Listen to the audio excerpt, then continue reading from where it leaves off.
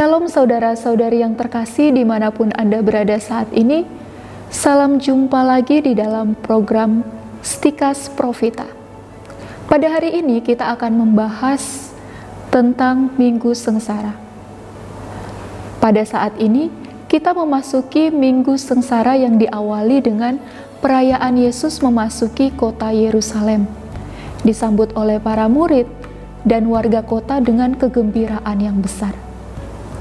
Yesus benar-benar disambut sebagai raja, raja yang menunggangi keledai, raja baru yang berasal dari keturunan raja besar dalam sejarah Israel, yaitu Raja Daud. Yesus menjadi kepenuhan nubuat para nabi bahwa akan ada restorasi kerajaan Daud. Sayang sekali warga Yerusalem dan para murid menafsirkannya secara duniawi. Kerajaan Yesus bukanlah dalam pengertian duniawi, sebab keselamatan yang dibawakannya bukanlah dalam arti duniawi. Terpenuhinya semua kebutuhan materi. Kekuasaan Yesus bukanlah seperti kekuasaan raja duniawi yang seringkali ditempuh dengan pedang.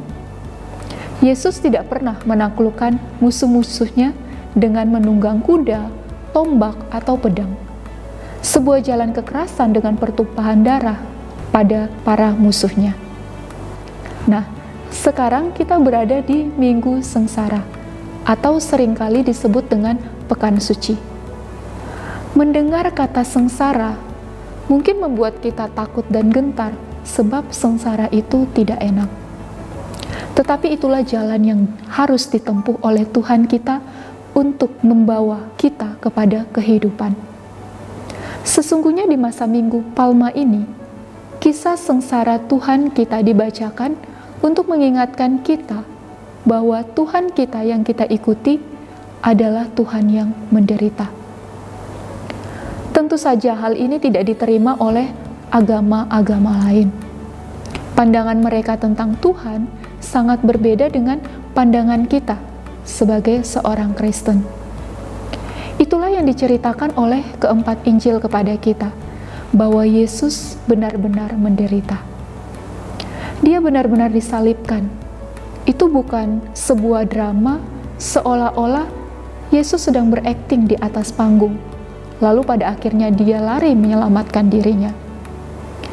Yesus adalah Tuhan yang dikhianati oleh muridnya sendiri, yang harus menanggapi dan menghadapi pengadilan manusiawi lewat penguasa Roma di Palestina pada zaman itu, yaitu Pontius Pilatus. Tidak cukup di sana, Yesus kalah oleh pengadilan manusia, dan dia harus dihukum dan pada zamannya hanya diterima oleh seorang pendosa besar. Hukum disalibkan. Akhirnya Yesus mati di kayu salib. Kalau kita baca di dalam Perjanjian Baru, Yesus tidak saja menjadi kegenapan nubuat para nabi tentang keturunan Daud, yang tahtanya tak berkesudahan, melainkan dia juga sebagai Mesias, tetapi sekaligus hamba Allah yang menderita. Jelas hal ini kita baca dalam ramalan Yesaya. Inilah yang diramalkan oleh Yesaya. Sesungguhnya, hambaku akan berhasil, dan ia akan ditinggikan, disanjung, dan dimuliakan. Seperti banyak orang akan tertegun melihat dia, begitu buruk rupanya, bukan seperti manusia lagi, dan tampaknya bukan seperti anak manusia lagi. Sebagai taruk ia tumbuh di hadapan Tuhan, dan sebagai tunas dari tanah kering. Ia tidak tampan dan semaraknya pun tidak ada, sehingga kita memandang dia, dan rupa pun tidak, sehingga kita tidak menginginkannya. Dia dihina dan dihindari orang, seorang yang penuh dengan kesengsaraan dan yang biasa menderita. Ia sangat dihina, sehingga orang menutup mukanya terhadap dia, dan bagi kita, dia tidak masuk dalam hitungan. Ini bisa kita baca di dalam kitab Yesaya, bab 52, ayat 12 sampai bab 53 ayat 3. inilah ramalan Yesaya terhadap hamba Allah.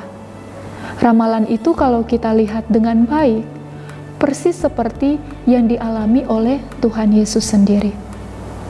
Maka tidak salah kalau kata-kata ramalan Yesaya di atas bersifat mesianis, dan hal itu terjadi dengan Yesus sendiri. Lalu Yesaya melanjutkan, tetapi sesungguhnya penyakit kitalah yang ditanggungnya, dan kesengsaraan kitalah yang dipikulnya. Padahal kita mengira dia kena tulah, dipukul, dan ditindas Allah. Tetapi dia tertikam oleh karena pemberontakan kita. Dia diremukan oleh karena kejahatan kita. Ganjaran yang mendatangkan keselamatan bagi kita ditimpakan kepadanya, dan oleh bilur-bilurnya kita menjadi sembuh. Kita sekalian sesat seperti domba. Masing-masing kita mengambil jalannya sendiri. Tetapi Tuhan telah menimpakan kepadanya kejahatan kita sekalian. Ini dapat kita baca lagi di dalam kitab Yesaya bab 53 ayat 4-6. Kita perhatikan dengan baik ayat-ayat di atas. Yesus menderita bukan karena dia mau menderita untuk dirinya sendiri, sebagai silih atas dosa dan kejahatannya sendiri. Tidaklah demikian. Ia menderita untuk seluruh umat manusia, untuk semua anak-anak Allah.